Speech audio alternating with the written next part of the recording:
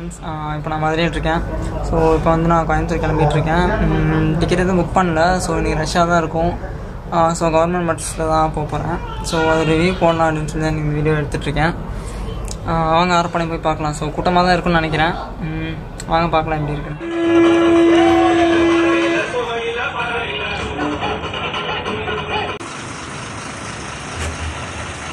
Hi friends, பார்த்தீங்கன்னா மதுரையிலேருந்து கிளம்பி அரௌண்ட் 2.5 hours ஆகுது.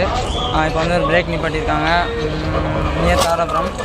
ஸோ பஸ்ஸு பார்த்திங்கன்னா புது பஸ் தான். ஸோ நல்லா தான் இருந்துச்சு. அது ஒரு அசோக் லேலேண்ட் பஸ்ஸு. ஸோ பஸ்ஸில் ஃப்ரண்ட்டில் வந்து நிறைய பேசஞ்சர்ஸ் உட்காந்துருக்காங்க. ஸோ முன்னாடி வீடியோ எடுக்க முடியலை, அதனால் செல்ஃபி வீடியோ எடுத்துகிட்ருக்கேன்.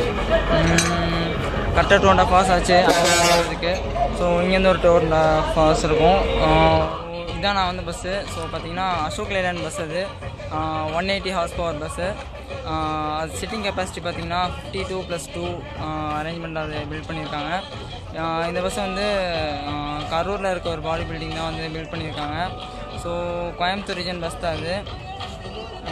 நல்லா தான் ஓட்டிகிட்டு வந்தாங்க. மேக்ஸிமம் ஸ்பீட் லிமிட் பார்த்திங்கன்னா 75 தான். ஸோ அது வந்து கவர்மெண்ட் வந்து ரெக்கமெண்ட் பண்ண ஸ்பீட் லிமிட். அதுக்கு மேலே இந்த பஸ் வந்து போகாது.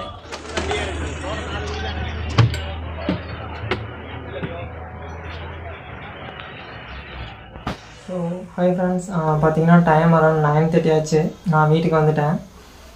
ஸோ மதுரையிலேருந்து கரெக்டாக அந்த பஸ்ஸு பார்த்தீங்கன்னா 3:30 கிளம்புனாங்க. 8:30 வந்து சிங்கானூர் ரீச் ஆகிட்டாங்க. ஸோ அங்கே வந்து ரேப்பிடோ பிடிச்சி நான் வீட்டுக்கு வந்துட்டேன். பஸ்ஸு ஃபேர் பார்த்தீங்கன்னா 170 rupees வாங்கினாங்க. ஸோ அது ஒரு bypass rider Coimbatore region bus அது.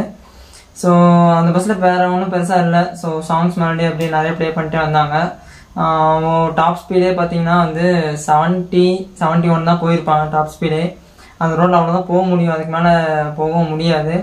So 5 hours journey. ஆக்சுவலாக 4.5 hours வரணும். என்ன ரீசன்னு பார்த்தீங்கன்னா நடுவில் அந்த ஒட்டஞ்சத்திரம் டு தாராபுரம் அந்த ரோடு வந்து 4-way பண்ணிகிட்டு இருக்காங்க. ஸோ அதனோட ஒர்க் வந்து நடந்துகிட்ருக்கு. ஸோ அந்த வழியே போகிறவங்க கொஞ்சம் பார்த்து ட்ரைவ் பண்ணிட்டு போங்க, செல்ஃப் டிரைவிங்கில் போகிறவங்க. அண்ட் மெயினாக நைட் டிரைவிங் போகிறவங்க, பிகாஸ் நாங்கள் டேக் டைவர்ஷன் அந்த மாதிரி எதுவுமே வைக்கல. டே டைம் அப்படிங்கிறனால எந்த சைடு வெஹிக்கிள் வருது அப்படின்னு சொல்லி பார்த்தீங்களே அட்ஜஸ்ட் பண்ணிட்டு போயிட்டாங்க. ஸோ நைட் டைமில் அந்த சைடு போகிறவங்க வந்து கொஞ்சம் கேர்ஃபுல்லாக போங்க. ஸோ வேறு என்னன்னு பார்த்தீங்கன்னா அந்த பஸ்ஸில் ஒரு நார்மலான ஜேர்னி, ஒரு ஷார்ட் ஜேர்னி, ஜஸ்ட் 5 hours தான், 210 kilometers. திருவிழாவுக்கு போயிருந்தேன் மதுரைக்கு. ஸோ போகும்போது செம்ம ரஷ் பஸ்ஸு.